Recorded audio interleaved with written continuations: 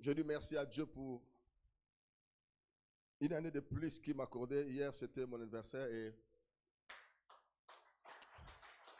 je tiens à célébrer Dieu pour une année de plus, pour sa grâce, sa bonté. Vous savez, chaque fois que nous célébrons l'anniversaire, nous pensons à une année que Dieu nous ajoute. Ça doit nous interpeller à beaucoup de choses. Et je me suis assis, j'ai raisonné beaucoup. Pourquoi Dieu nous accorde de plus des années qu'on continue de vivre. Tu dois penser à ça, ok?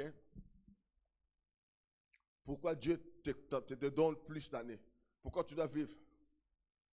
Et que le but de vivre, vivre seulement vivre, tu manges, tu dors, tu vis. On doit beaucoup raisonner, on doit beaucoup raisonner. Pas seulement tu coupes les gâteaux, tu manges avec la famille et tu souffles les bougies, tu dis quelques souhaits. Mais je crois que c'est plus que ça. Et si vous prenez le temps de lire, d'élever des psaumes 90, prenez le temps de lire à la maison. Chaque fois que vous fêtez l'anniversaire, vous devez penser à ça. Psaume 90, psaume 90, de 1 jusqu'à 17. Le temps que Dieu nous donne de vivre, c'est un don, c'est une grâce. On doit utiliser le temps que Dieu nous donne. Le temps que Dieu nous donne est tellement précieux. Vous ne pouvez pas l'utiliser comme ça et partir, mourir un jour, on vous enterre dans le cimetière et vous partez avec tous les dons, toutes les grâces et toute la destinée. Et l'homme de Dieu a dit, l'endroit le plus cher et riche du monde, c'est dans le cimetière. C'est l'endroit où quand vous allez, vous trouverez les gens qui sont morts avec leurs dons, leurs potentiels, qui sont partis avec leurs grâces, qui sont partis avec une destinée glorieuse qu'il allait manifester sur la terre. Mais ils sont partis parce qu'ils n'ont pas fructifié ça, ils n'ont pas travaillé ce que Dieu a donné. Le cimetière, c'est l'endroit plus riche du monde. Ok? Quand vous allez au cimetière, si Dieu commence à vous révéler, vous montrer les destinées de chacun, comment, quand ils sont nés, ce que Dieu a mis dans leur vie, c'est que les gens allaient réaliser sur la terre, vous allez être étonné, vous allez être waouh! Cet homme allait être inventeur de ça, cet homme allait faire ça, cet homme allait faire ça. Et j'ai beaucoup raisonné sur ça. Et j'ai dit, Seigneur, aide-moi, Saint-Esprit, à payer le prix pour que ce que tu as mis en moi, pour que toutes les prophéties que j'ai reçues, des bonnes paroles que j'ai reçues des hommes de Dieu, pour que toutes les promesses de la parole de Dieu, Seigneur, je n'aimerais même pas, j'aimerais bien à 100%, mais même si j'arrive pas à 100%, même à 50%, même à 70%, mais je vais faire mon mieux, je vais faire ce que moi je peux faire pour que je me retrouve dans ma destinée. Chacun de nous ici a une destinée. Est-ce que vous savez cela? Vous n'êtes pas le fruit du hasard. Vous êtes né, il y a des choses que vous devez accomplir. Nous vivons dans un monde où le métier, la famille nous a tellement intoxiqués. Souvent parce que votre papa était mécanicien, électricien, je ne sais pas moi quoi, député, ou votre parent était comptable ou quoi. Vous savez, les enfants ont toujours cette sensation de suivre leurs parents. N'est-ce pas? Parce que les parents sont des miroirs. Vous regardez leur vie. Ah, mon père était businessman, moi aussi je mérite. Parfois, ce n'est pas mauvais, c'est bon. Mais parfois, ce n'est pas vraiment votre destinée. Parfois, vous êtes destiné à une autre chose. Mais vous voulez faire quelque chose tellement que vous êtes habitué à ça. Vous avez vu ça tellement longtemps avec votre père. Vous êtes habitué avec ça et ça commence à vous donner un peu l'envie. Peut-être votre père, quand tu étais petit, il t'entraînait à des choses. Tu es habitué tellement à ça et puis tu es allé étudier quelque chose. Souvent, le métier ou les informations que nous faisons dans la vie, ce n'est pas mauvais. Ça peut être complété. Mais l'homme doit vivre à un temps où quand tu commences à grandir, à avoir la maturité, tu vas commencer à découvrir toi-même. Est-ce que vraiment, je vis seulement pour faire ce travail-là? Donc, je dois aller le matin travailler, retourner le soir. Donc ça, c'est ma vie. Et je vais attendre 65 ans, 65 ans, puis 67 ans. Je vais aller en retraite et puis c'est fini. Il y a des gens comme ça. Mais les gens qui ont compris la destinée, ils vont s'asseoir et regarder dans leur vie. Est-ce qu'à part ce métier que j'ai pris à l'école après cette formation, est-ce que c'est vraiment seulement ça que je suis appelé à faire ici sur la terre? Est-ce que c'est vraiment ça seulement que je suis destiné à accomplir toute ma vie? Ou bien il y a encore quelque chose d'autre? Ou il y a quelque chose d'autre encore que je sens que je peux encore accomplir? Et quand vous arrivez à découvrir, c'est pas beaucoup de gens ils croient que la destinée seulement c'est pour les hommes de Dieu. Les gens qui sont appelés à prêcher l'évangile, non, la destinée c'est pour tout le monde. Tu peux te destiner à faire quelque chose que Dieu t'a mis là pour aider l'humanité, pour sauver les autres. Si c'est là, gloire à Dieu.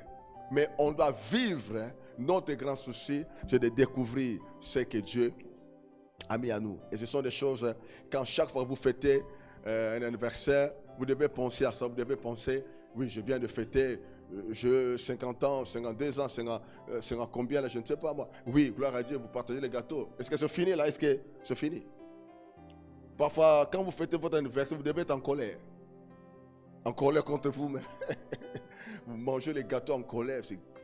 Parfois, vous n'avez pas l'envie de manger ces gâteaux, vous les jetez ça à côté. Mais c'est quoi cette affaire de fêter toujours l'anniversaire là? Mais c'est quoi ça? Hein?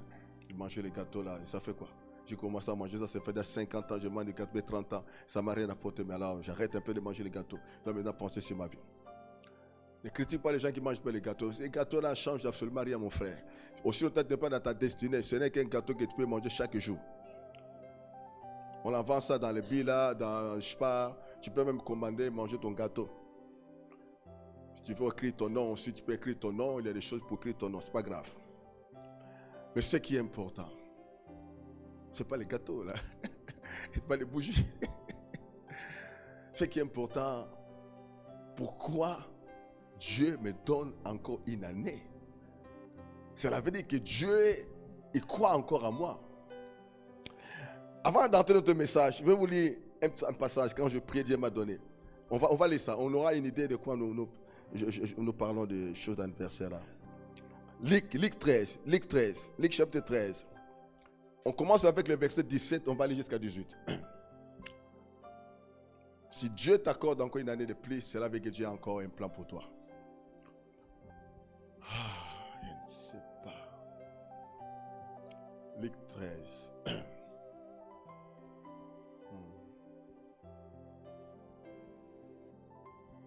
Donne-moi 18.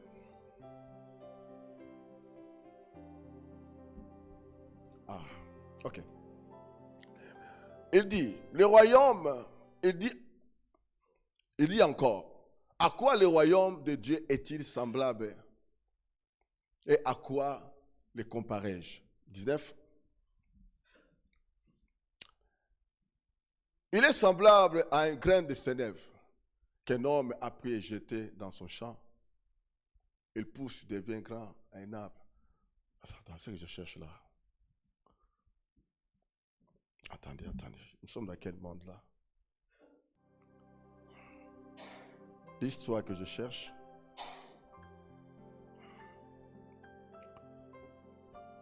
Nous allons trouver ça. L'histoire que je cherche là, ce n'est pas vraiment ça. On va trouver ça vite. Asidece broken. Luc 13. Mais chez moi, Luc 13, ici, c'est l'autre chose. Hein. Je ne sais pas Luc 13. Ah! Donne-moi 7 à 8. C'était là, c'était correct. Que Dieu te bénisse, mon fils. Toujours Luc 13, là. Donne-moi maintenant, on va lire 7. Ok. Alors, il dit au vigneron, on peut aller à 6. On va avoir une idée là. Il dit aussi cette parabole à un homme. Il dit aussi cette parole. Un homme avait un figuier planté dans sa vigne. Il vint pour y chercher du fruit et n'en trouva point.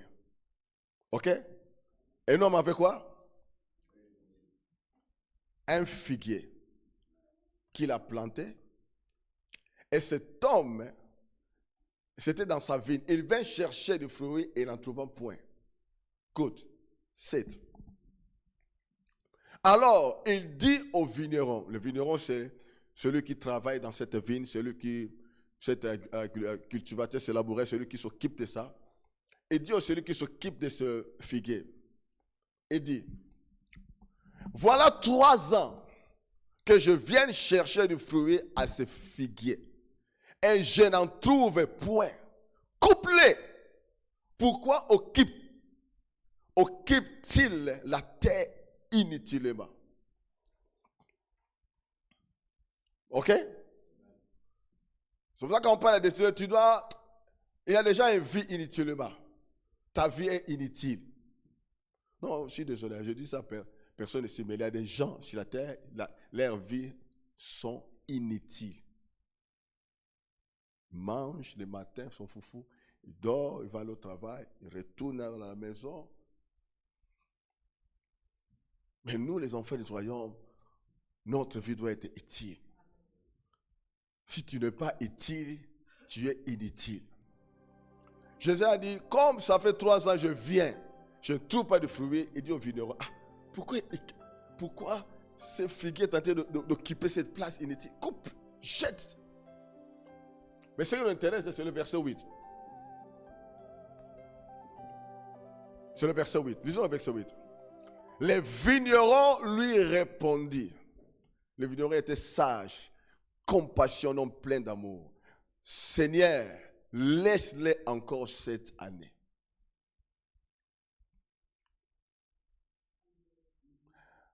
Je vais changer la dimension de mon travail. Comme ce figuier a un problème, 3 ans ne donne pas de fruits. Il y a un problème. Il dit, qu'est-ce que je vais faire?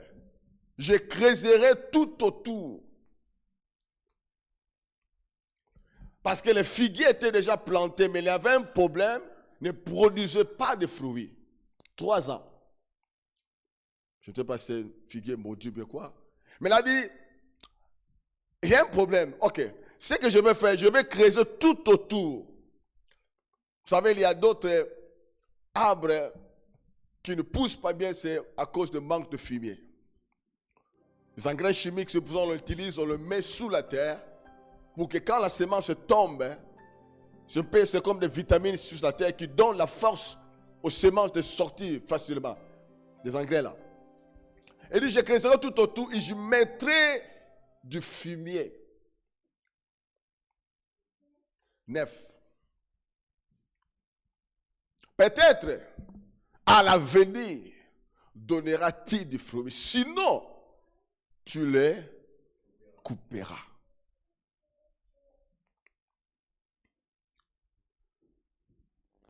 Nous parlons 2026, l'année de la moisson et de la haute spiritualité. Nous ne combinons tous les deux thèmes. Parce que quand la haute spiritualité prend place, la paresse n'a plus la place. Parce que dans la haute spiritualité, ce sont des bosseurs, ce sont des gens qui travaillent, ce sont des gens qui cherchent Dieu, ce sont des gens qui sont des cultivateurs spirituels, ce sont des gens qui travaillent. Tu ne peux pas avoir la haute spiritualité sans une vie de prière, sans une vie de jeûne, sans une vie de sanctification, sans une vie de la méditation de la parole, sans une vie de la consécration. Ces choses que je cite ici, c'est ça, ce sont des choses qui font que votre spiritualité monte. La sanctification, la pureté, ça d'abord c'est la fondation numéro 1. Le Seigneur a dit dans le livre de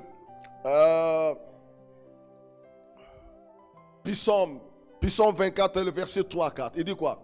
Qui montera à la montagne sainte de l'Éternel? Qui montera? Il pose la question. Qui est? Psaume 24, le 3 à 4. Il dit, qui montera à la montagne sainte? Qui est qualifié pour monter à la montagne, dans cet endroit qui est saint, dans cet endroit qui est très élevé? Il dit, qui montera à la montagne de l'Éternel? Qui se lèvera jusqu'à son lieu saint? On dit, c'est celui qui a le main innocent, le cœur pur, celui qui ne livre pas son âme au mensonge et qui ne gire pas pour tromper.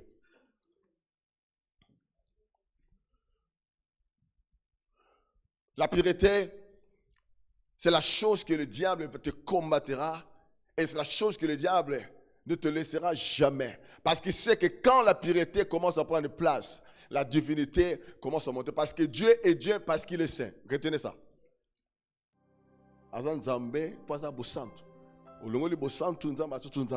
C'est ça qui fait que Dieu soit Dieu.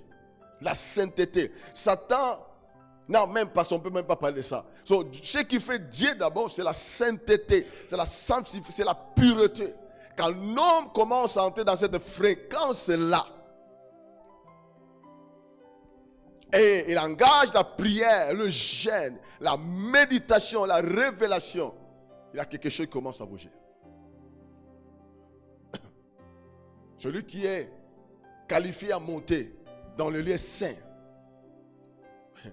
Écoute, Dieu voulait, les enfants d'Israël a dit, oh non Seigneur, c'est pourquoi Moïse te parle, c'est moi. Nous on veut te parler, on veut se parler. Dieu regarde les enfants, il a dit, vous n'avez pas cette dimension-là. Il a dit, bon, quand vous voulez ça, Moïse prépare les 3 jours, qu'il lave les vêtements, qu'il ne touche pas les femmes. Frère, ils ont lavé les vêtements, ils n'ont pas touché les femmes. Que quand Dieu descend, ils ont fouillé. Mais Moïse, pendant qu'il fouillait, Moïse entrait dans la nuée. Il pouvait rester 40 jours dans cette nuée, sans mourir. Mais vous comprenez? Quand la divinité commence à prendre place en toi, tu peux entrer là où Dieu habite. Tu habites avec Dieu, tu manges avec Dieu. Parce que tu deviens semblable. La haute spiritualité commence dans la sanctification. Il y a des dimensions dans la pureté. Et on parlera de cela pendant ce temps. Il y a des dimensions. Ce n'est pas la pureté selon toi, selon la parole de Dieu. Il y a un autre verset que Dieu m'a donné pour cette saison, des livres de Psaume 97, je crois 10. Psaume 97, 10. J'aimerais que vous gardez ce psaume. J'aimerais que vous marchiez avec ce psaume. Ce psaume va t'enlever le goût de péché, le goût de faire le mal. Psaume 97. Il dit, vous qui aimez l'Éternel, haïssez le mal. Dieu sait qu'on l'aime. C'est pour cela qu'on vient ici.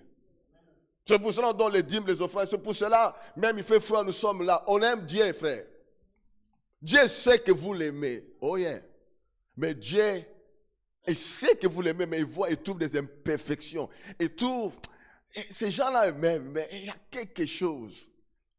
Je veux vraiment les bénir, je veux vraiment les ramener dans des dimensions, mais il faut que je les purifie, il faut que je l'enlève d'autres choses pour que ma bénédiction se manifeste.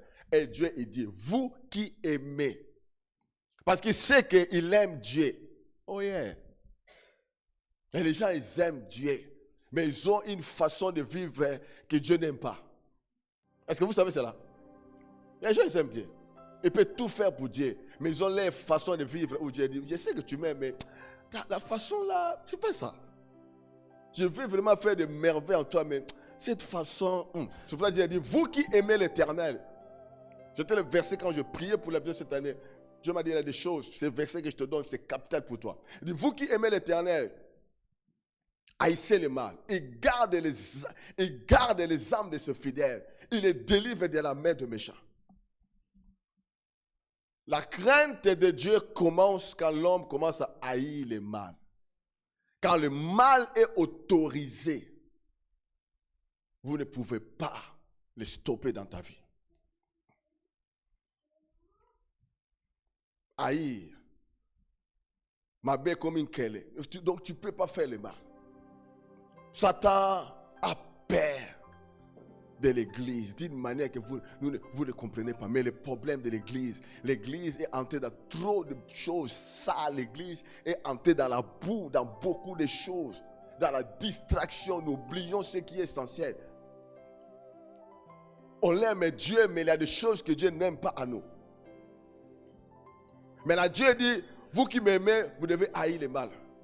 Le mal doit rester le mal. N'encourage jamais. Frère, même si c'est ta femme, c'est ton mari, c'est tes enfants, si c'est la chose est mal, appelle ça quoi? Mal. N'encouragez pas quelqu'un parce que non, on dit vraiment je suis désolé, mais ce que tu fais là, c'est le mal. Parce que quand le mal n'est pas haï, tu ne seras jamais au-dessus du diable, ni au-dessus des démons. Parce que le royaume de Satan, c'est le royaume du mal. C'est un royaume assis, rien que le jour et matin, boire le mal comme de l'eau. Et quand le mal est dans la vie d'un enfant de Dieu, tu es comparé à un démon. Parce qu'eux, ils font le mal, toi, tu fais le mal. Cette année, c'est l'année de la nourriture très amère. Comme on appelle en allemand, bita. La nourriture tellement amère que Congo bololo. Congo bololo est bololo, mais ça guérit. Hein? Tout ce qui est amer guérit. Ouais. Congo bololo, ce sont des feuilles là au Congo là. Hein? On prend ça quand quelqu'un est malade, on sait de bouillir ça, on te donne, frère. On te donne un verre de Congo bololo. Tu cries, mais on te dit ça va te guérir. Il y a des nourritures amères, mais c'est bon pour la santé. Nous parlons quoi? Nous parlons, il faut travailler la terre autrichienne. C'est ça notre message. Il faut travailler la terre autrichienne. Cette terre doit être travaillée. Quand vous lisez l'histoire de l'Église, là où Dieu a mené de réveil dans des nations, l'Autriche, ça ne se trouve pas dans la liste là. Il y a des villes comme le Pays de Galles, en Angleterre, John Wesley, George Jeffrey. Il y a des nations où ils ont connu la puissance de Dieu. En Angleterre, à Azusa Street, dans beaucoup de nations, en Afrique, dans beaucoup de nations, il y a des villes où le réveil était balayé. En Corée, en Ukraine, il y a des villes où les gens sont arrivés, ont payé les prix, ont cherché Dieu. Dieu commençait à bénir cette nation. Les églises commencent à grandir. L'église commence à s'ouvrir partout. La puissance de Dieu commence à se manifester. Mais vous trouvez que l'Autriche n'est pas dans la liste des pays qui ont connu les réveils. Donne-moi un amen. Donne-moi un amen.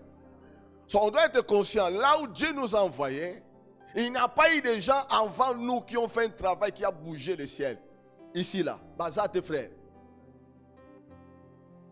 Donc nous sommes dans une terre aride, pleine de cailloux et des épines. Dieu nous apprend en Afrique, on dit, allez là-bas, travailler cette terre. Pour que non seulement vous mangez les fruits, mais pour que les générations à venir puissent, quand les autres vont venir, trouver la terre déjà travaillée pour que le réveil continue. Et les endroits, quand vous allez pour prêcher la bonne nouvelle, vous sentez la présence de Dieu. Parce que c'est un pays où il y a les gens qui prient, la terre est travaillée. Les endroits, quand vous mettez vos pieds, vous sentez l'oppression satanique. Donc c'est comme s'il n'y a pas de gens qui prient. Pourquoi Dieu insistait quand il parlait avec Abraham pour l'intercession de Sodome? Mais dis-moi, est-ce que même s'il a 100 hommes justes, je vais pardonner. S'il a 50, je vais pardonner. S'il a 20, il n'y avait pas frère. Il y a des nations où vous entrez, il n'y a même pas de saints. Donc si les frappes de Dieu arrivent, Dieu va tuer les gens. Parce qu'il n'y a même pas d'homme qui prie ni qui intercède pour cette nation.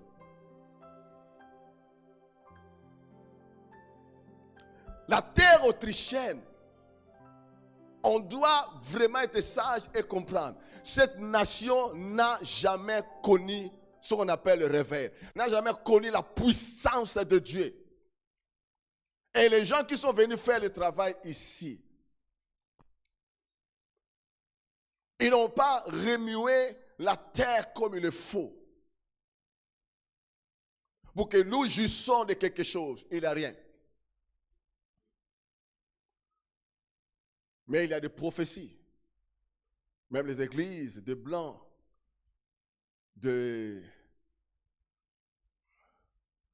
on appelle ça comment l'église là, des frères Kik, hein? L'église des blancs des frères Kik, l'église ici, on a des prophéties, Dieu a dit, il y a un réveil qui viendra en Autriche, mais ça sera par des Africains. Et nous attendons ces réveils. Je ne sais pas si quelqu'un a attendu ça. Les églises autrichiennes de Freikirch, ils disent ça. Renard Bonk, les gens sont venus, ils ont prophétisé. Il dit, les Africains, ils vont emmener les réveils ici. C'est ça que Dieu a dit pour l'Autriche. Mais écoute, les Africains vont emmener quoi? Les réveils où? En Autriche. Et nous, les Africains qui sont là, qu'est-ce que nous faisons pour que les réveils arrivent? Nous aussi, nous sommes comme les Blancs. Oh, on attend la prophétie. Je crois que les Blancs, hein, ils peuvent même rester dans un coin pour dire, ah, cette prophétie, ce n'est pas pour nous les Autrichiens. Ce sont les Noirs qui vont mener les réveils. Nous attendons ces gens-là. Et nous les gens là, les Noirs, nous sommes là. Oh, non, la prophétie, c'est pour toi. Qu'est-ce que toi, tu fais avec la prophétie? Que le réveil viendra. Aussi longtemps que tu es de la peau noire, chasse que le réveil, c'est toi. Je ne sais pas qui, mais Dieu va utiliser quelqu'un de la peau noire. Aussi, c'est là vraiment sa prophétie. L'Autriche n'est pas dans cette liste. Là où le ciel a connu l'ouverture de la gloire de Dieu, où les fusions se manifestaient. Non. Les gens qui sont venus ici comme des missionnaires, des apôtres, que Dieu a envoyés, leur travail, c'est un travail dur. Parce que vous êtes dans une terre que personne n'a travaillé, personne n'a remué, personne n'a mis le fumier, personne n'a touché cette terre. C'est pas comme on va au Congo faire l'église. Il y a des pères de réveil qui ont travaillé. À Edinabala, les autres ont prié des grandes campagnes, des églises partout. Pourquoi on a des églises partout, des églises full? Et il y a des gens qui ont travaillé. Il y a des pères de foi, les gens qui ont travaillé. Aujourd'hui, nous voyons des résultats des églises. On appelle les méga church. À partir de 1000 personnes dans une église, on appelle ça méga church. Et c'est méga church partout. Sans parler au Nigeria, les pères ont payé les prix. C'est l'église de 100 000, de 200 000, de 500 000, de 3 millions de personnes chaque dimanche. Les pères ont payé les prix, ont travaillé la terre. Ceux qui viennent maintenant faire l'œuvre, ils ont la facilité de faire le travail. Maintenant, quand on dit qu'il faut que la terre autrichienne, il faut travailler la terre autrichienne. La terre autrichienne, comment nous allons le travailler? Nous allons le travailler dans la prière.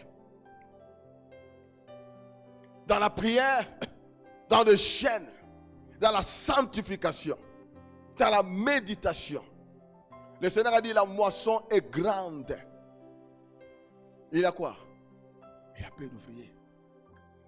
C'est ça notre verset pour prier pour les réveiller. La moisson est grande. Le Seigneur était ému. Quand il a dit ça, il était tout seul. Après avoir guéri les malades, Jésus était fatigué. Il a vu la foule et dit, oh, c'est comme des brebis qui manquent de bergers. Et dit, la foule dit, et regarde ses disciples et dit, la moisson est grande. Il a peine d'ouvriers. Il a de prier au maître de la moisson, d'envoyer les ouvriers dans sa moisson. Parce que je ne peux pas moi-même faire ce travail.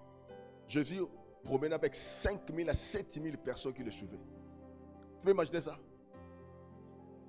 5 000 personnes, parfois chaque jour. Il dit, mais je ne peux pas faire ce travail moi-même. C'est pour ça qu'il a formé les 12. Il a dit, allez, prêchez la bonne nouvelle sur toute la terre. Enseignez-les à observer les choses que je vous ai prescrites.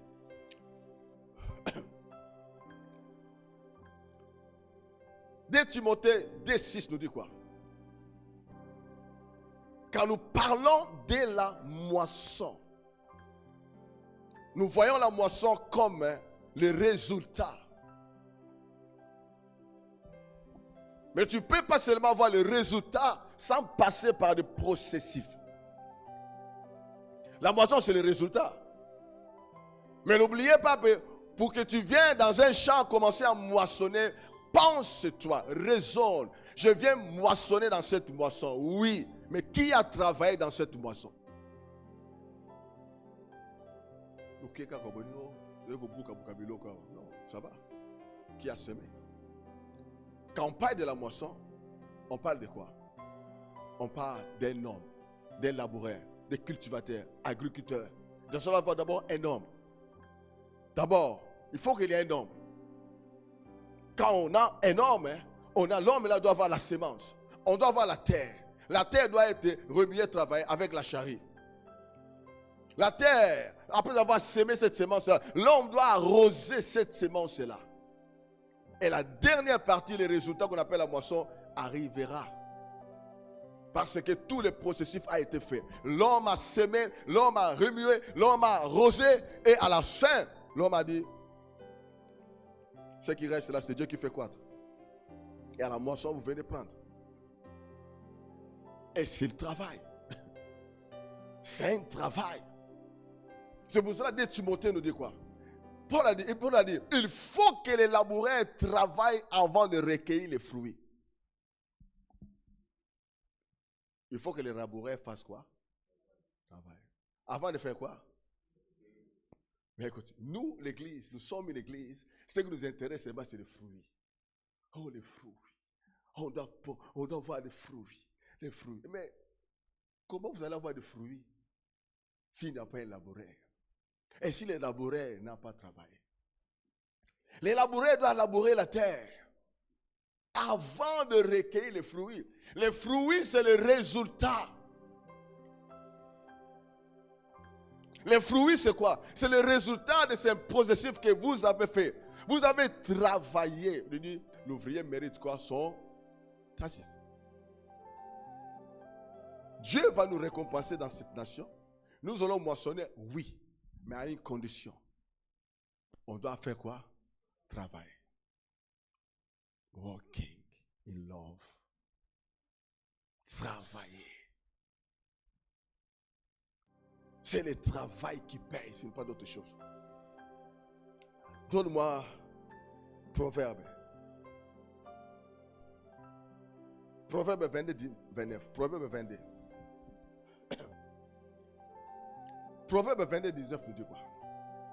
Et nous dit, écoute, ce proverbe est tellement rempli de quelque chose de spécial.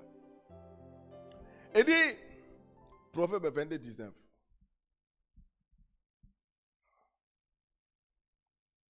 C'est ça? 19? Attends. Proverbe 22, 19. Donne-moi 29.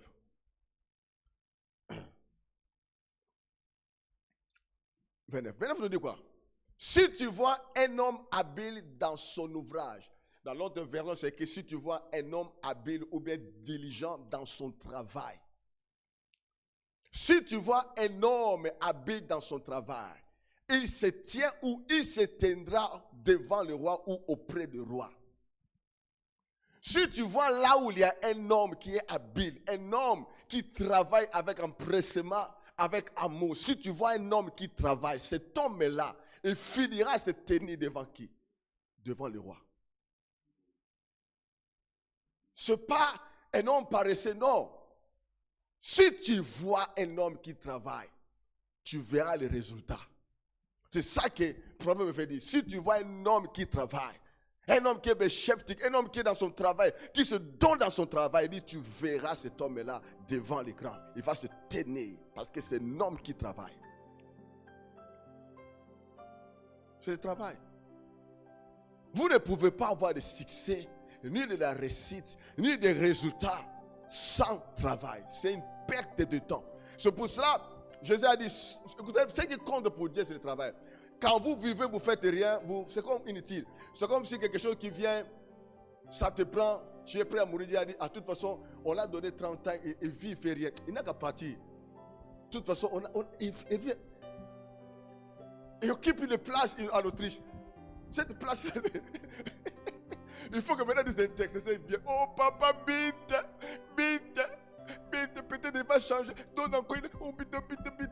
Le vigneron, non, le vigneron c'est quoi? C'est l'intercesseur. Oh bite. Tu dis bite à un non, il dit non, on va creuser, on va mettre des choses. Pardon. Parce que Dieu te regarde et dit, oh il fait mal, Moussala Pamba. Donc lui il mange seulement, il dort, il mange seulement. Donc lui, dans sa tête là, il n'a rien pour le royaume, il n'a rien pour les âmes. Si tu vois un homme habile ou diligent dans son travail, il se tient auprès du roi. Il y a 4 animaux les plus intelligents. Il y a les fourmis, il y a les lézards,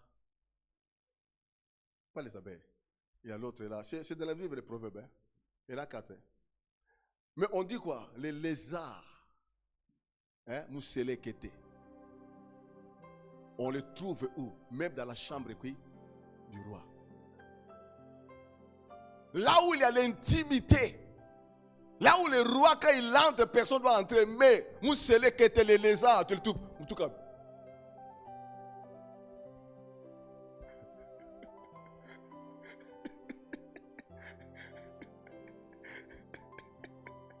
C'est pour cela, quand vous prenez ce verset, vous le mélangez avec ça. Si tu vois un homme habile dans son travail, il se tient auprès du roi. Un homme qui travaille, même si tu n'es pas président. Est-ce que Bill Gates est président? Tu sais combien le président les cherche à le voir? Pas président. Mark Zuckerberg est président, non? Tu sais combien le président a vu? Tyson n'a même pas fait beaucoup d'études. N'est pas? Mais tu sais combien le président, ils aimeraient boire. Et le roi, ils aimeraient boire Tyson. Pourquoi? À cause de quoi? Du travail. Si tu vois un homme habile dans son travail, il se tient. Quand tu vois un homme qui bosse, cet homme-là, le travail de cet homme-là va le faire parvenir. So, dans la vie, mes enfants, même quand vous faites les médias, la moussala, quand vous chantez, donc ce que tu fais, écoutez, l'église, nous faisons des choses, non, je ne suis pas vraiment, non, tout ce que tu fais, si tu le fais avec habile, diligent, ça va produire des fruits. Il y a des gens qui sont des chantres, ils ont vu des présidents, un simple chantre, ils voient des présidents, tu dis, oui frère, égale les dons que Dieu t'a donnés. Les dons là, si tu le fais travailler, les dons là vont t'amener devant. Est-ce que je parle à quelqu'un aujourd'hui? Laisse-moi te donner l'autre verset. Hein. Plutôt, Proverbe 18, 16. Proverbe 18, 16, on dit quoi?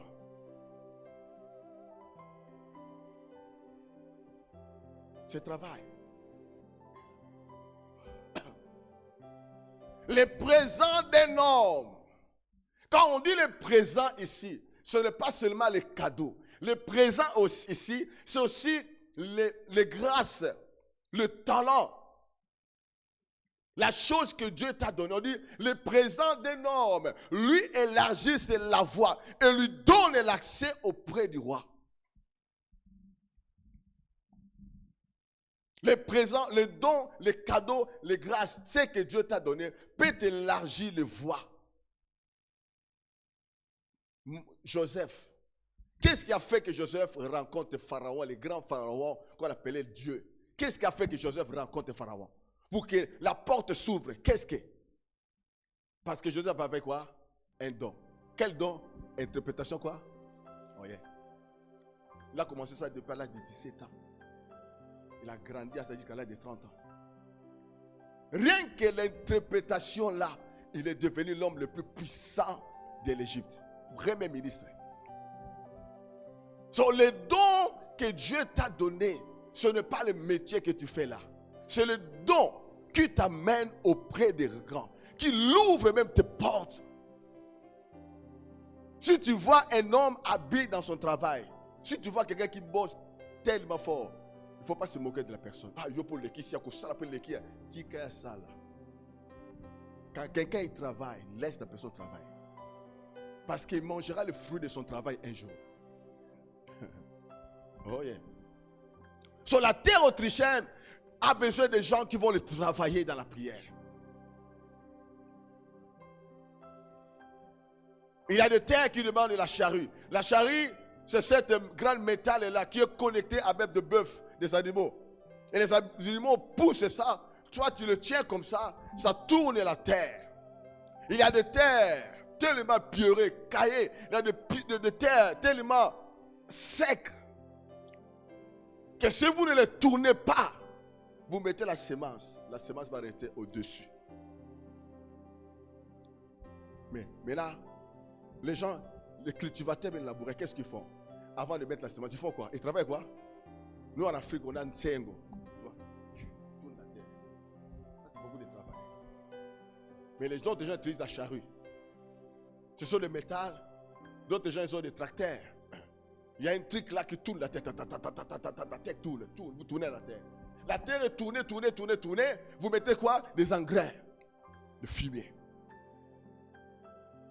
La semence vient après avoir que la terre est déjà travaillée. Quand vous terminez de travailler la terre, maintenant la semence commence à faire quoi? Jetez la semence. Quand vous jetez la semence, c'est fini. Le travail qui vient après, c'est quoi? C'est arroser. Arroser.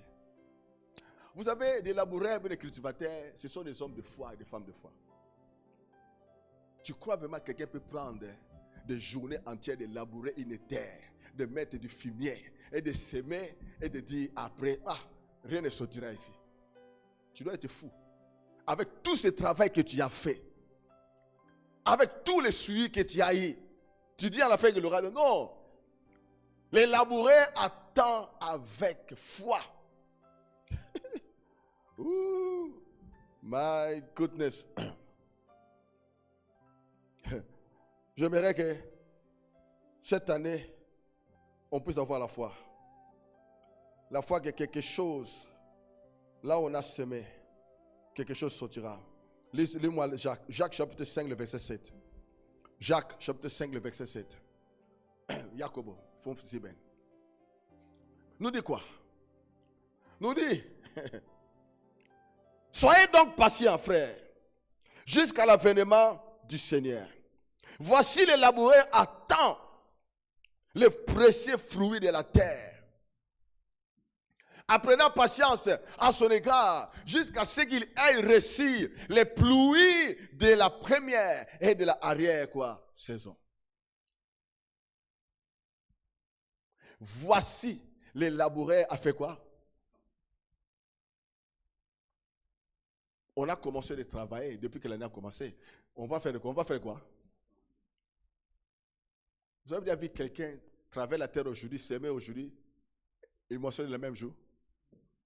Si tu es laboureur et que tu n'as pas la patience, tu vas tuer ton champ.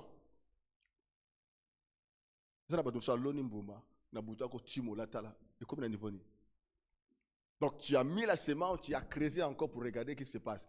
Ce mystère-là qui tue la semence, qui pousse la semence, c'est Dieu qui fait ça, ce n'est pas toi.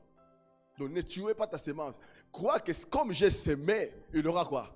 De la moisson. Alléluia. On doit développer l'intimité, on doit s'attendre à Dieu. On s'attend à Dieu dans la prière.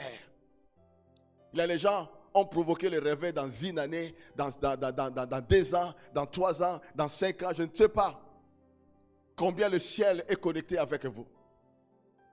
Mais ils ont payé les prix en jeûne et prière continuellement, en priant, en demandant à Dieu, en s'attendant à Dieu. C'est pour ça le réveil, quand Dieu vous envoie, vous devez le garder. Quand vous perdez un mouvement de l'esprit pour le récupérer, ça prend du temps. Parce qu'un prix a été payé pour que vous voyez ce mouvement. Quand vous perdez ce mouvement, il y a un prix encore lourd à payer. C'est pour ça que quand Dieu envoie un mouvement de l'esprit, l'église, Satan viendra vous diviser, vous détruire. Parce que Satan sait que si ce mouvement, vous gardez ça, ça va aller plus loin. Ce que nous cherchons maintenant, c'est bon. Mais si nous ne gardons pas ça, nous allons perdre ce mouvement de l'esprit. C'est pour ça que l'église, on doit marcher dans l'unité, dans l'amour. Le diable viendra nous diviser, nous faire séparer des choses inutiles. Vous avez des conflits entre vous et le mouvement de l'esprit commence à faire quoi? À descendre. C'est comme une voiture que vous avez conduite, vous avez toujours mis le pied dans l'accélérateur. Et quand vous lâchez l'accélérateur, la voiture ne va pas s'arrêter, la voiture continuera. Mais aussi longtemps que vous n'appuyez plus, la voiture va commencer lentement, doucement, s'arrêtera. Un réveil, quand vous voulez le garder, vous devez toujours appuyer sur l'accélérateur. Oh yeah. Parce que chaque mouvement de l'esprit qui est provoqué par la prière, ça prend du temps. Oh yeah, frère.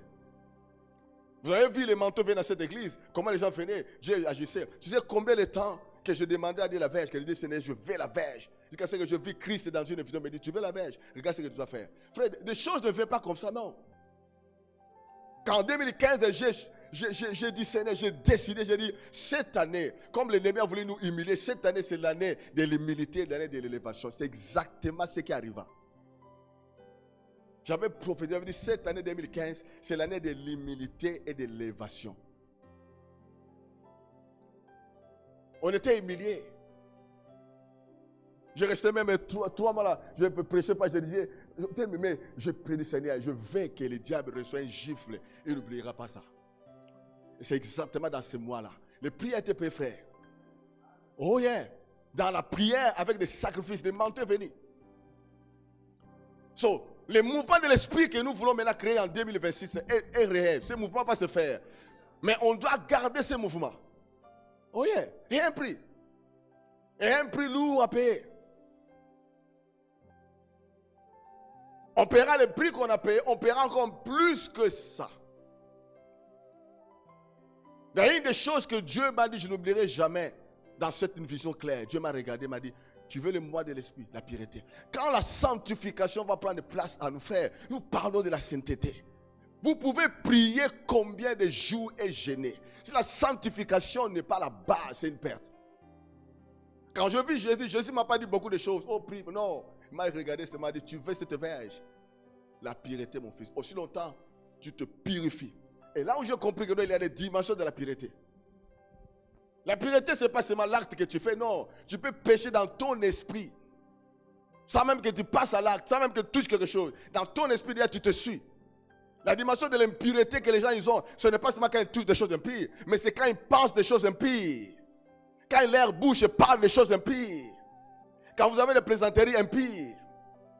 La sainteté a une dimension, car si longtemps ne vient pas dans votre vie, le ciel ne va pas s'ouvrir. Oh yeah. Pour que tu vois la main de Dieu, le mouvement de l'esprit mouvoir. Et il y a un prix qui est derrière ce que vous voyez avec les yeux physiques. Et il y a un prix qui est derrière. Les hommes, les femmes là ont payé quelque chose, ont sacrifié quelque chose.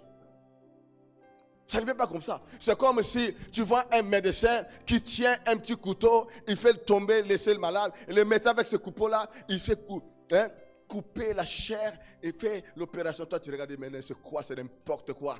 Donne-moi sur le couteau. Frère, tu vas tuer la personne. Parce que derrière ce petit couteau, il a 7 ans d'études, il a 7 ans d'expérience, il a 7 ans de stage, il a 7 ans de choses, il a 7 ans de connaissances. Et toi, tu viens parce que non, il a fait seulement 30 minutes. Donne-moi sur le couteau. Frère, tu vas tuer la personne. Tu vas faire, yeah! Tous les michopés disent, waouh. Oh yeah. Quand tu vois une manifestation, derrière une puissance, il y a toujours quelque chose derrière une puissance. Il y a toujours dans chaque manifestation, il y a quelque chose derrière. Oh, mais comment? Oui, il y a quelque chose. Il y a un prix qui a été payé. Sur la terre autrichienne. Frère, ce qu'on a goûté ici, ce n'est qu'un cliché. C'est un cliché de choses, de vraies choses qui vont se faire. Quand je dis de vraies choses, c'est quand les boités, des naissances, des aveugles, des naissances. Je ne veux pas mourir, aller au ciel, sans vivre ces miracles, sans voir de morts ressuscités. C'est une perte pour moi. Donc j'ai vécu sur la terre, j'ai mangé des saucisses, j'ai mangé des gâteaux, j'ai soufflé des gâteaux d'anniversaire inutilement.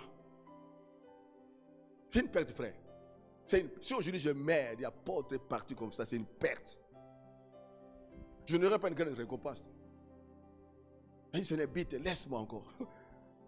Gagner même quelques millions de âmes, mais je vais partir. Partir comme ça, c'est une perte, Seigneur. Nous allons creuser. Nous allons mettre du fumier. Nous allons chercher Dieu. C'est pour ça chaque dimanche quand tu viens ici, viens avec jeûne et prière. Et la semaine prochaine, on commence 21 jours de jeûne et prière. Sois connecté le matin à la prière. Pour ceux qui travaillent, qui sont faibles, jeûner jusqu'à 12. Pour nous les autres, jusqu'à 18h. Tu prends de l'eau, tu peux prendre un peu de thé. Tu dois jeûner, frère. Il y a d'autres choses qui dérangent ton corps là, c'est parce que tu ne jeûnes pas. Ton corps, la chair a tellement de distractions que le diable te récupère à tout moment. Et quand tu jeûnes, n'allez pas dormir pour que le temps avant jusqu'à 18h, bien tous ses frères. Tu dois prier. Il ne faut pas regarder des séries de films jusqu'à ce que 12h arrive, tu manges. Ça, tu as fait une perte, frère. Je te dis, Jésus. Si cela, c'était ton idée, Quand tu gênes, c'est ça que de concentrer. Parce que le jeûne, c'est quoi? C'est l'abstinence de la chair à des choses que tu aimes. Le jeûne, ce n'est pas seulement l'abstenir de la nourriture. La nourriture, oui, ça occupe beaucoup de place. Mais tu dois s'abstenir des choses que tu aimes. Des choses que tu apprécies. Les choses que tu aimes plus dans ta vie. Tu dois s'abstenir de ça. S'abstenir les désirs de la chair. C'est ça le jeûne. Ce n'est pas seulement laisser la nourriture. Non. Daniel a fait le jeûne, il mangeait seulement la nourriture faible. Il jeûnait. Il mangeait que les légumes. Il jeûnait. Ce n'est pas seulement s'abstenir de la nourriture, non. C'est s'abstenir de la distraction et de la chair. C'est ça qui est important. Ok? Nous allons faire 21 jours pour maximiser cette année, pour mettre une fondation pour cette année. Nous allons mettre une fondation. Ce n'est pas facile. Ce n'est pas facile de se réveiller à 5h. On doit le faire pour bloquer cette année. Et on aura déjà un chaque dimanche. Toi-même dans ta vie personnelle, tu auras déjà une fois. La semaine, tu as un jour, mardi, mais mercredi, tu dis ça, c'est mon jour de jeûne, je vais commencer à jeûner. Si on développe cette capacité-là, la spiritualité, la sainteté, beaucoup de choses vont commencer à bouger. Amen, amen. So, Dieu, il choisit de bosser. Si tu vois quelqu'un que Dieu appelle dans le ministère, même ta personne est timide, mais c'est quelqu'un que Dieu a trouvé. Il y a une grâce pour le travail. C'est un travailleur. Regarde les gens que Jésus a appelés, c'était des travailleurs. Pierre était qui? Pécheur, non? Jésus a dit, je te ferai pécheur quoi? D'homme. Voilà. Comme tu es pécheur, tu as la force là de tirer le filet là. Maintenant, toi, tu vas tirer les âmes. Dieu va utiliser tes habiletés. Oh my God. Je vais vous donner l'exemple de quelqu'un que Dieu l'a oint, que Dieu l'a utilisé. C'était un bosseur, Élisée. Vous connaissez? Quelqu'un ici connaît les bureaux d'Élisée. Élisée, il faisait quoi avant qu'il devienne prophète? Élisée, c'était quelqu'un qui travaillait. On l'a trouvé pendant qu'il était en train de travailler. On l'a trouvé dans son champ de travail. C'est là où le manteau tombait sur lui. 1 Roi 19.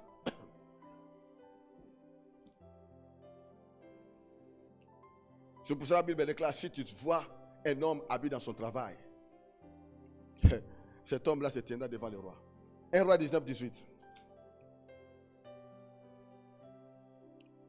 Esther König, 19, 18. 1 Roi 19. Mais là, donne-moi le verset 16.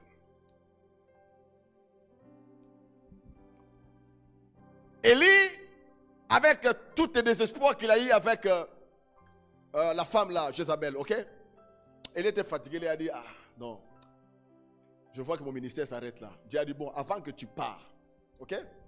Tu oindras aussi Jéhu, fils de Nimshi, pour roi d'Israël. Et tu oindras Élisée, fils de Shaphat. Abel, pour les prophètes à ta place. Ah, mon fils n'aura pas ce nom-là. Oh Seigneur. Abel, Meola. Arabe. Ok, nous ne sommes pas là. On avance, 17. Il arriva que celui qui échappera à l'épée de Azariel, Jéhu le fera mourir. Celui qui échappera à l'épée de Jéhu, Élisée le fera mourir. Maintenant, donne-moi 18. Là, vous allez voir pourquoi Dieu choisit de travailler, de bosser. Frère Béni, si Dieu t'a choisi, tu es un bosseur, tu ne bosses plus. Tu sais que Dieu n'est pas content. Moi, je suis mais moi, je suis tu as dit, mais qu'est-ce qu'il y a? Tu sais que le diable peut te mettre dans une paresse spirituelle. Hein? Je suis fatigué. Je dis, non, ça c'est la paresse démoniaque.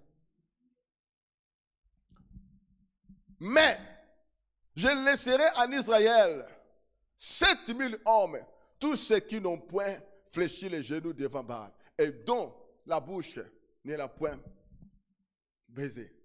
19. Élie partit de là et il trouva Élisée. Quand Dieu dit tu viendras à Élisée, il a dit, ah, je dois trouver le petit là. Il marche, il cherche. Où habite le petit? Il a dit, ah, le petit là. Il était prophète, non? Il dit, je vais localiser le petit là où se trouve. Tu sais là où il a localisé Élisée? Hein? Élie trouva Élisée, fils de Shaphash. Et qui faisait quoi? Qui faisait quoi? Ah, qui travaillait. Il a trouvé en plein travail. Tu sais la qualification que Dieu avait aimée en Gédéon. Pourquoi Dieu, il avait des gens. Pourquoi Dieu veut chercher Gédéon? Gédéon, il était en train de travailler, de mettre quoi? De blocage. Il prenait des blocages, il mettait des choses pour bloquer quand l'ennemi viendra. Personne ne le faisait. Gédéon, quand Dieu a vu Gédéon, il a fait, l'ange a descendu. Il a dit, tu es un vaillant. Quand tu es quelqu'un qui travaille, le ciel te regarde. Parce que tu sais pourquoi? Le ciel, il sait que s'il donne un travail à quelqu'un qui ne travaille pas, c'est une perte. Quand le don de Dieu descend dans la vie de quelqu'un qui est paresseux, vous connaissez l'histoire, non? Il avait quelqu'un, Jésus, l'histoire des talents. Il donne 5 talents, 2 talents. À l'autre qui a revenu un talent, qu'est-ce qu'il a fait avec les talents? Il a pris les talents, il a fait quoi? Il a creusé, il a fait quoi? Quand le maître finit, le maître savait que lui, c'est un paresseux. Parce que si je donnais 5 là, hey, grand perte. Mon frère, Dieu connaît nos capacités. Dieu sait que même quand tu es païen, au moins un vrai païen. Parce qu'il y a des païens Yuma. Il y a des païens. Tu vois quelqu'un qui est païen, mais il est timide. Comment tu peux être païen timide? Les vrais païens doivent m'aoumer la diamba. Tu vas fumer la chanvre. Tu vas un peu le toko. Le toko, même. Ça, c'est un vrai païen. Masanga. Là, j'ai 17 ans, il y a Masanga, le toko. Ça, c'est un vrai païen, frère. J'ai dit, moi, nous sommes la vie. Moi, nous sommes du toko. Nous sommes bien quoi, l'angaka. Le toko, l'anga molimo.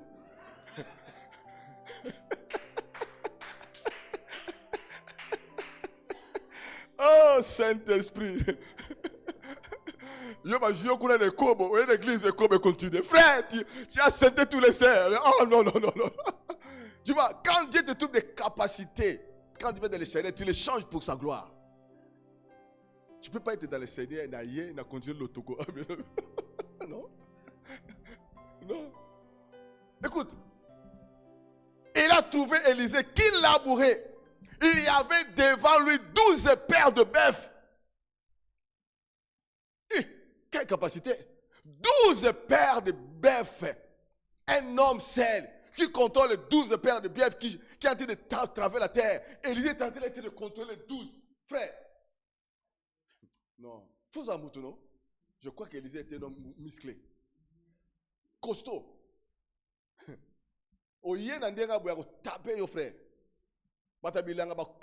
Les gens qui sont dans l'agriculture, ce sont déjà musclés. Frère, tu as déjà vu quelqu'un qui travaille dans l'agriculture, surtout en Afrique, là, quelqu'un qui est faible comme ça? Non.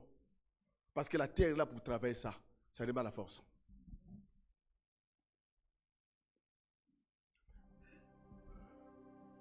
Retournez là en français. Il avait 12 pères. Et il était avec la 12e. Il était presque à la fin de son travail. Élie s'approcha de lui et jeta sur lui son manteau. Paya! Écoute, les gens, quand ils parlent de manteau d'Élie, ils ont toujours l'histoire là, quand Élie a dit, demande ce que tu veux pour que. Et puis Élie jette, non frère, le manteau a commencé là. Premier signe de manteau commence quand Dieu t'appelle. Ce n'est pas ce que je suis là, non. Les résultats là est venu parce qu'à cause de ce travail, il a pris son manteau, il l'a jeté à la Bible. C'est toi qui porteras ce manteau un jour. Donne-moi 20. Écoute, c'est prophétique. Donne-moi 20. Il dit, Élisée, quittant ce bœuf, courut après Élie et dit, laisse laisser moi embrasser mon père et ma mère. Je te suivrai. Et lui répondit, va et reviens, car pense à ce que je te fais. Pense à ce symbole signe prophétique. Moi, le grand prophète, j'enlève mon manteau, je jette sur toi. Mon manteau est à moi. Pense à ce symbole prophétique. Que petit, toi qui porteras ce manteau un jour, tu la porteras. Écoute, en Israël, il y avait des écoles de prophètes, beaucoup de prophètes, plus de 3000 prophètes. Élisée n'était pas parmi les fils de prophètes, non. Il n'était pas dans la liste. Mais ce qui l'a distingué, c'est son travail. Les fils de prophètes, ils attendaient seulement, oh, on a prophétisé, oh. Mais Élisée, dans son travail de laboureur, Dieu l'a trouvé, il a dit, j'ai besoin de quelqu'un qui travaille. Parce que si déjà il travaille la terre, quand je vais l'appeler, cet homme a des capacités de marcher pour moi, de faire mon travail comme il le faut. Élisée était un laboureur. La terre autrichienne a besoin de gens qui bossent. A besoin de gens qui ne se soucient pas de leur santé, de leur vie. Oh ma vie, oh, je vais faire ça, je vais maigrir, oh, je n'arriverai pas, oh. J'attends des raisons, tu dis non. Et les gens ici, ils quittent la maison à 4h du matin pour aller au travail. Surtout si on te paye bien, tu es correct. Les gens ici qui travaillent toute la nuit pour le travail. Travail toute la nuit. Il y a des Schichten, Nachtschicht la nuit. Dieu a besoin de nous ici. Nous ne focalisons pas au nombre que nous sommes ici. Nous ne focalisons pas, non, focalisons dans le travail. Ne soyons pas aveuglés à ce que nous voyons. Non, focalisons au travail. Aussi longtemps nous travaillons, nous continuons de travailler, nous allons voir les résultats. Aussi longtemps, nous, on va s'attendre à Dieu dans la prière. Nous allons voir les résultats. Il y aura de la moisson. Dites Amen. Dites Amen encore. Oh my God, oh my God. Proverbe 20, le verset 4. Ne soyons pas des paresseux, ne soyons pas des paresseux. Proverbe 20. À cause du froid, le paresseux ne laboure pas. À la moisson, il voudrait récolter, mais il n'y a rien. À cause de quoi? Les paresseux disent quoi? Ne laboure pas. Les chrétiens, quand il fait froid là, maintenant les minus là, Tolandaga online.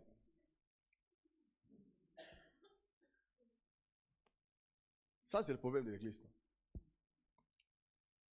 Comme nous sommes en jeûne le dimanche, je préfère seulement online, je dors comme ça dans mon campin. À 15h30, j'ouvre le jeûne. Et les gens, ils ont le système de servir Dieu.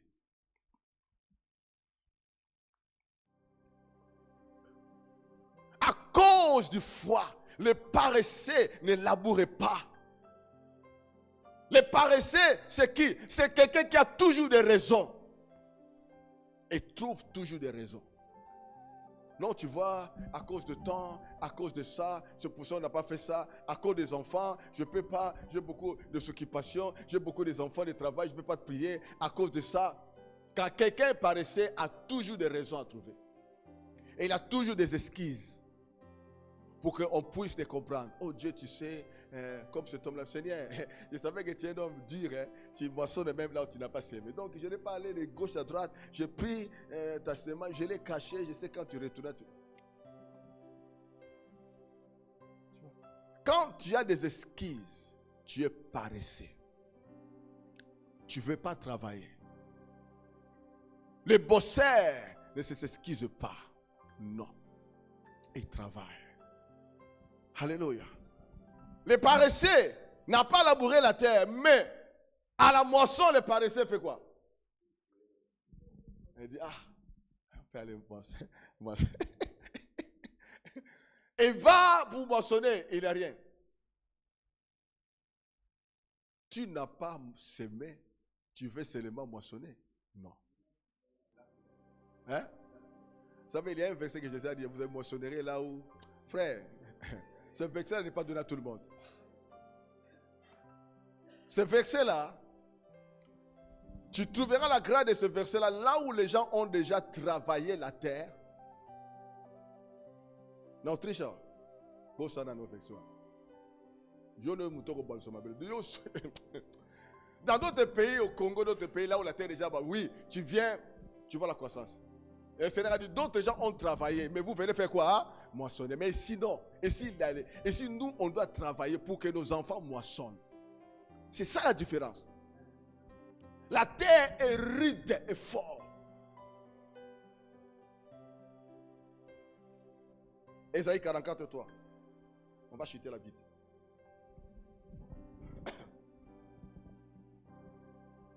Ésaïe 44, 3.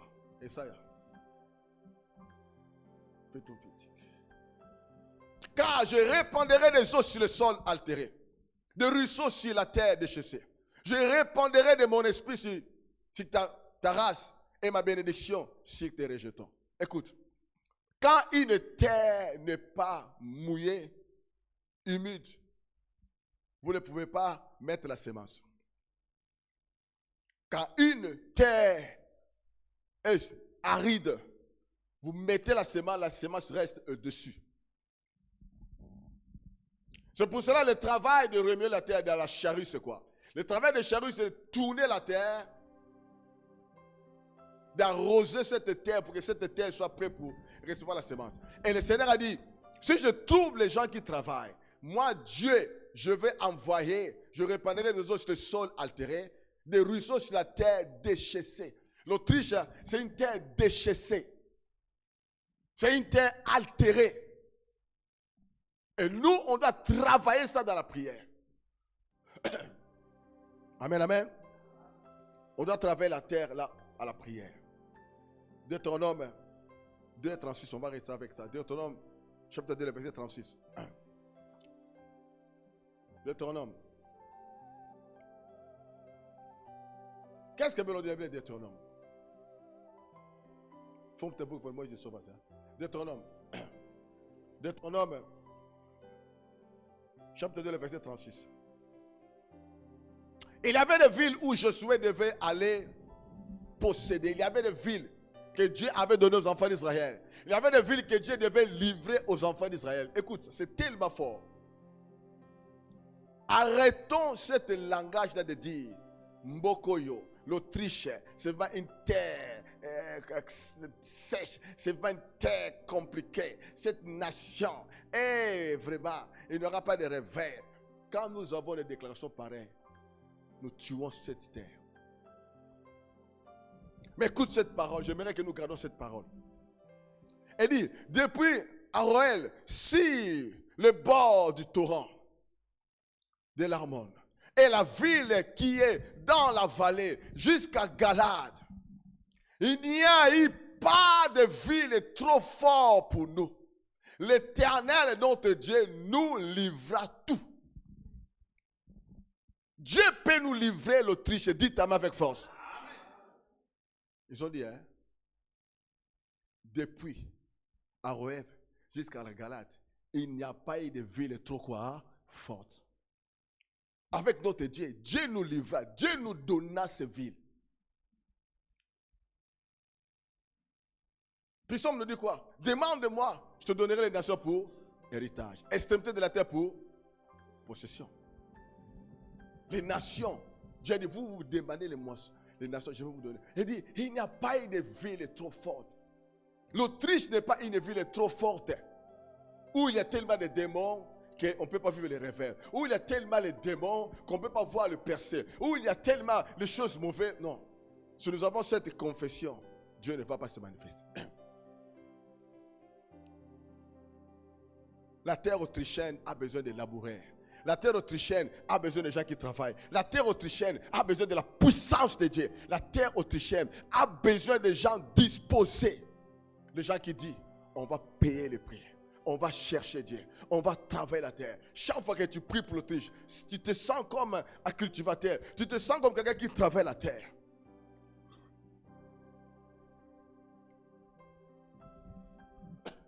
Il y a un verset que je vous ai donné la 2 semaines passées. Je dis quoi? Proverbe Genèse nous dit quoi? Quand Dieu a créé toutes choses, il avait des arbres, il avait de ça, il avait ça. Il avait que la pluie ne tombait pas encore. Il avait quelques rosées, mais la pluie vraiment ne tombait pas. Pourquoi la pluie? On nous dit pourquoi la pluie? On donne la raison. On dit la pluie ne tombait pas parce qu'il n'y avait pas un homme pour cultiver la terre. Quand Dieu y trouve un homme qui cultive la terre, Dieu envoie quoi? Mais là, quand Dieu, ça c'était le 5e jour. Ça c'était avant que Dieu crée. Mais là, le 6e jour, quand Dieu a créé l'homme seulement, quand il a placé l'homme dans le jardin, la pluie aussi commençait à tomber. La pluie, c'est la bénédiction. La pluie, c'est la présence du Saint-Esprit. Le Saint-Esprit, il descend. Il se manifeste là où les gens travaillent. Quand la sanctification, la pureté va prendre place. Quand la prière des gens vont prendre place à nous. Quand nous allons développer l'esprit d'attendre à Dieu dans la prière. L'atmosphère de cette nation va changer. Et si vous gardez cette gloire, même les politiciens, même les gens haut placés, ils viendront vous chercher, vous dire non, il y a quelque chose que vous avez, il y a quelque chose. Parce que les esprits qui sont dans cette nation, les autorités, vont commencer à se soumettre. Dans chaque pays, dans chaque ville, il y a des autorités. Aucune puissance qui travaille dans les dimensions des autorités peut vous obéir sans la sanctification. Jamais. Tu peux voir quelques bénédictions, quelques gouttelettes de pluie. Vous savez, il y a des pluies qui tombent là, c'est pas trop fort. Hein, ça tombe, hein, mais c'est pas trop fort. Mais si vous voulez vraiment la pluie de la première et de la arrière-saison, la vraie pluie de Dieu là, c'est un travail. L'église, cette saison est bénie. Je ne sais pas comme cette année. Cette année, c'est une année où nous allons vivre les choses de Dieu. C'est une année où Dieu va nous faire tellement du bien. Lève-toi là entier. Oh my God, my God, my God. Lève-toi. Lève-toi, lève-toi, lève-toi, lève-toi, lève-toi, lève-toi.